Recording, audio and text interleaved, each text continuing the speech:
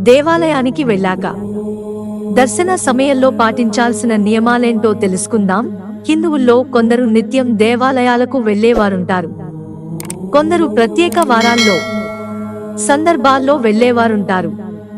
అయితే దేవాలయానికి వెళ్ళాక దర్శనం చేసుకుంటే సరిపోదు. ఆలయాలలో పాటించాల్సిన కొన్ని ప్రత్యేక నియమాలుంటాయి. వాటి గురించి తెలుసుకుంటే చాలా మంచిది. ఆ నియమాలేంటో తెలుసుకుందాం. దేవాలయానికి చాలా మంది ప్రశాంతత కోసం వెళుతుంటారు. కాబట్టి దేవాలయానికి వెళ్లేవారు ఇతరుల ప్రశాంతతకు భంగం వాటిల్లే పనులు చేయకూడదు. ఆలయంలో, లైబ్రరీలో మాదిరిగా సైలెన్స్ పాటించాలి. సెల్ ఫోన్ను వినియోగించడం, తోసుకుంటూ వెళ్లి దైవదర్శనం చేసుకోవడం వంటివి చేయకూడదు.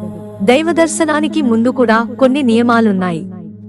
ఏ ఆలయంలో అయినా ప్రవేశించగానే ముందుగా ధ్వజస్తంభానికి నమస్కరించుకోవాలి. గర్భాలయంలో దేవుడికి ఎదురుగా నిలబడి దర్శించుకోకూడదు. ఒక సైడ్కు నిలబడి దేవుడి దర్శనం చేసుకోవాలి.